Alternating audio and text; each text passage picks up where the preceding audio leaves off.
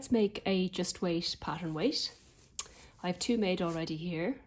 You can get the tutorial, you can download the tutorial from my website, incompletestitches.com. It's under the free patterns section. It's a really quick little sew. A great scrap buster, great for gifts for your sewing buddies, and just super cute. I've seen a few people supersize it to make doorstops, which I think is a great idea. It's something I could do with myself. You start off with, very simply, 2 squares of 12 centimeters by 12 centimeters, which is I think 4 3/4 inches by 4 3/4 inches. Some cord to make the top strap. This is a waxed cotton, and something to fill inside and to give it a bit of weight. I've used combinations of rice and dried cherry stones. I've used pennies, like 1 cent coins. I've used, most recently, which has worked out really well, from the hardware shop, I was able to get kind of a pick and mix of tiny little bolts. So that was brilliant. Or not bolts, but they're nuts, tiny little nuts. And they've worked out really well. So in these is a mixture of rice and the little metal nuts. So it's lovely and heavy, but because they're nice and small, it kind of, anyway, it's a great weight, perfect size for a pattern weight. So what we start off first is, so I have actually 2 sets here, is to cut a notch out of the corners of two corners out of the bottom of 1 inch by 1 inch, so 2.5 centimeters by 2.5 centimeters. So I'll do that now. Okay, so I got my little cutting mat, and I have my metric ruler.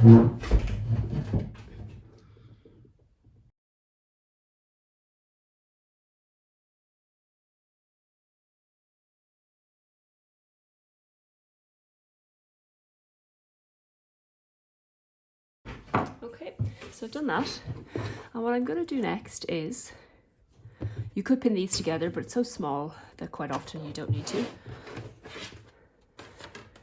is I'm going to mark with an erasable pen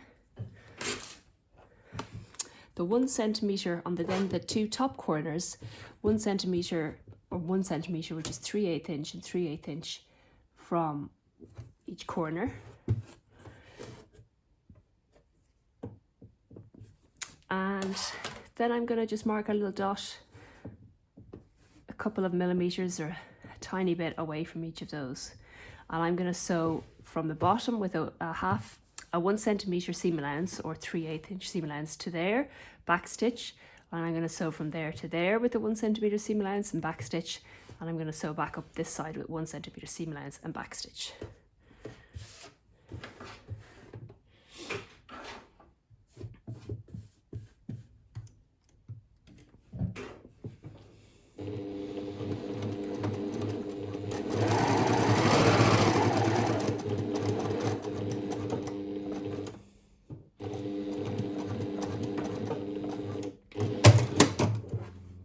So I have placed the fabrics right sides together. I forgot to say that. So I placed the fabrics right sides together. So again, I'm going to start at that little dot and back stitch at the start.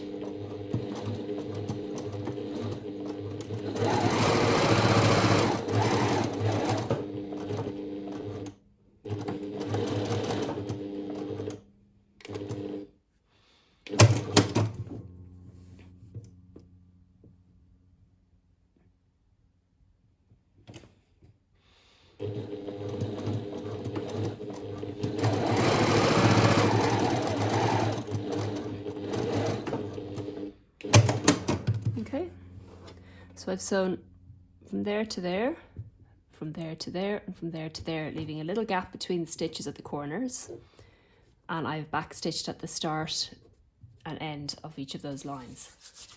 Now I'm going to trim off a little bit of those corners to make it a little bit easier for me to pass my cord through, but I'm not going to get too close, just trimming off the corners a little.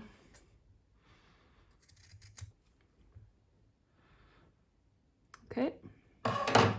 And now I'm going to collect my piece of cord, which I'm not going to cut down until I'm finished inserting it, sewing it in.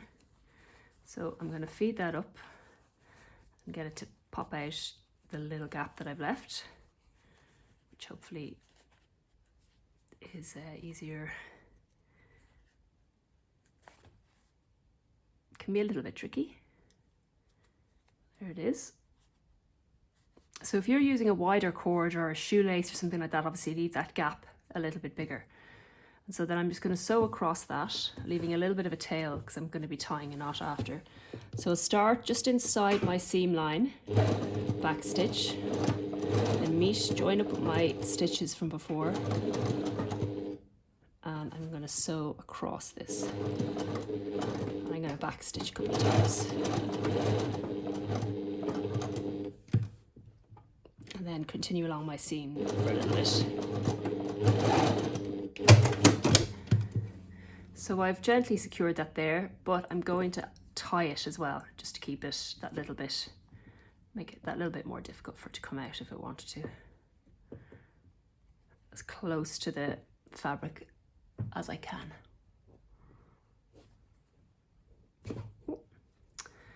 Okay, now that's that. So I'm going to get the other end of my cord and feed it up through to the other gap.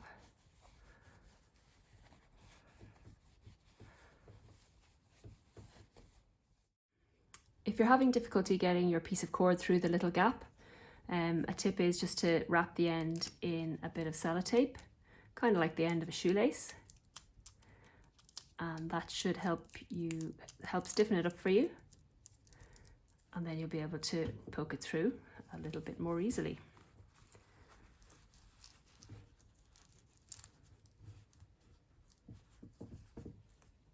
Yeah, that worked a treat, and it'll just pull off the end. So there you are.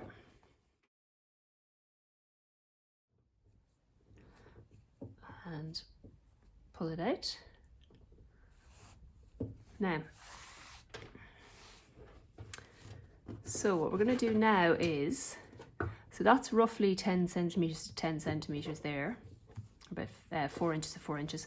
I'm going to pull that back so that's at about 6 centimeters, which I don't know what that is in inches right now. 5 inches. So it's about 5 centimeters is 2 inches and 1 inch. So it's about 2 3/4 inches. And which I'm just going to use these as a guide, and I'm going to make sure it's around a similar length to that. And then I'm going to stitch across again. Just pull all the gathers out of the way.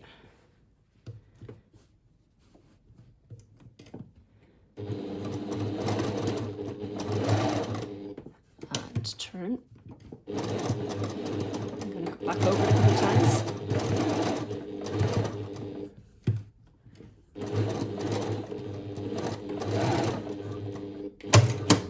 Now, let's trim off the threads. Now I'm going to tie my knot in that again before I trim it back.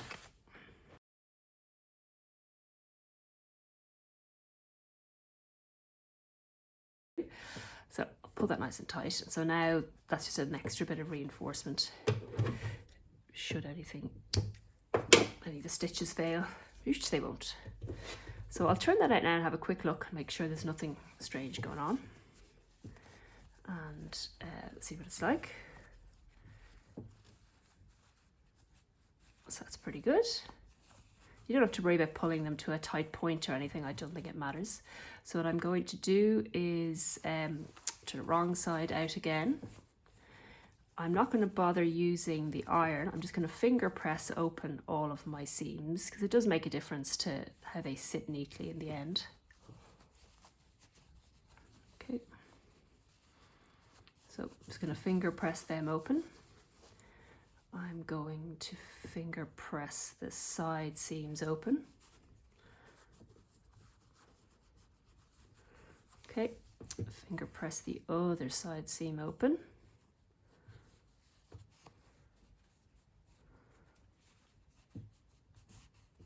Okay, and now I'm going to close the bottom, but I'm just going to sew for about 1.5 centimeters, maybe 2, between 1, I think I call up 2 in the tutorial, but that, I find now the hole is a little bit small to try to pull it right side out. So between 1.5 and 2 centimeters.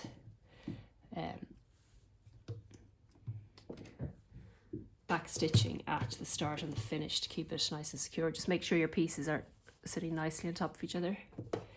Again, you could pin them in place, but I'm being lazy.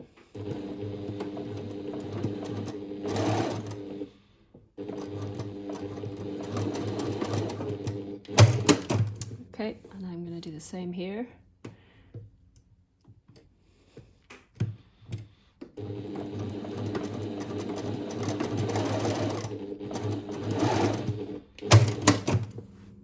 I'm going to finger press that open as well across the full to make it easier to sew.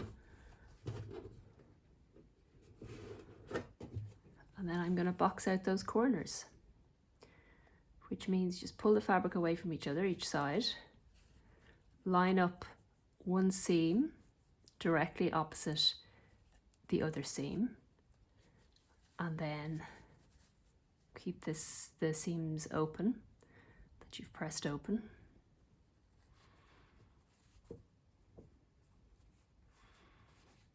Try and keep them nice and perpendicular to the, and because I've got contrasting colours, it's the one joint that will actually be noticeable if it doesn't match.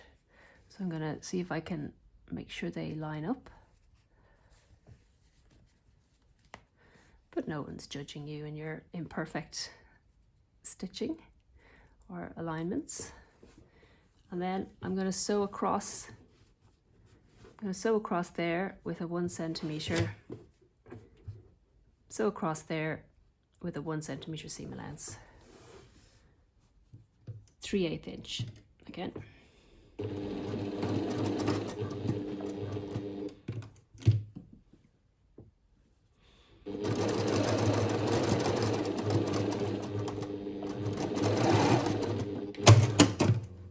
Okay, I've done that. I'm going to do the same on the other side.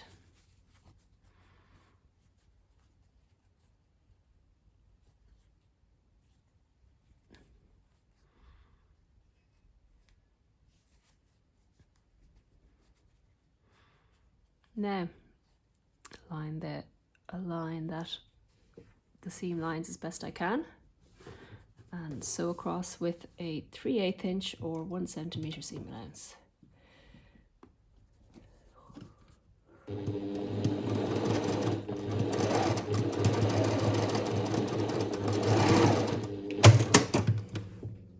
Okay, so now I'm going to turn it right side out through the tiny little hole. What I'll do is I'll try and grab the cord and use that to pull it out.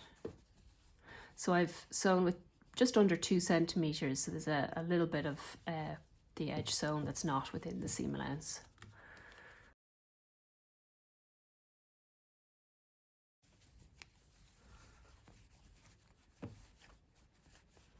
Now, I'll press my corners out just with my fingers, don't have to be too worried about it. Press my corners out. And the next most tricky bit is filling that hole with the bolts or the nuts. I think there's a few washers thrown in there as well. Now,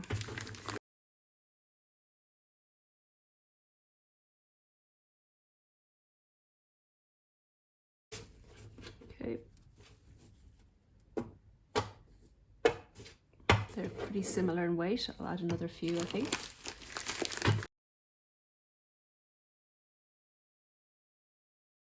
Okay, there's plenty in there. And I'm going to, now using a ladder stitch, I'm going to sew up the seam. I'll grab some thread from my machine. And a hand sewing needle. So when I'm hand sewing something, what I tend to do first is I'll go inside to the seam allowance and I'll secure the stitches as close to the end as I can, and I'll just secure it to the seam allowance. Being careful not to catch the outer fabric so I don't have an unnecessary pucker or a bit of stitching visible. And then the very last one for securing, I'll bring it up right at the corner there. And then I like to work from right to left. I'm guessing most right-handed people do. I tend to hold the seam allowance together, and I will stitch across, and then I'm going to stitch on the other side directly opposite where the stitch came out, where the thread came out. Same across the other, and then go directly opposite. Just keeping my stitches nice and small and even. Nobody's really gonna worry about that on this, are they?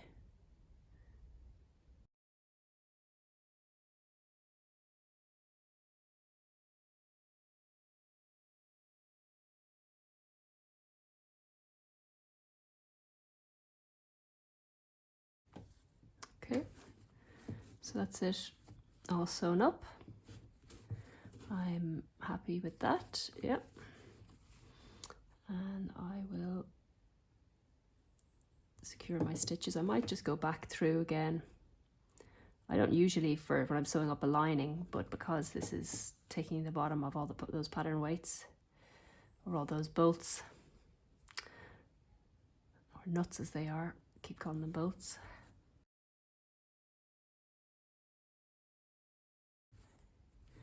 Okay,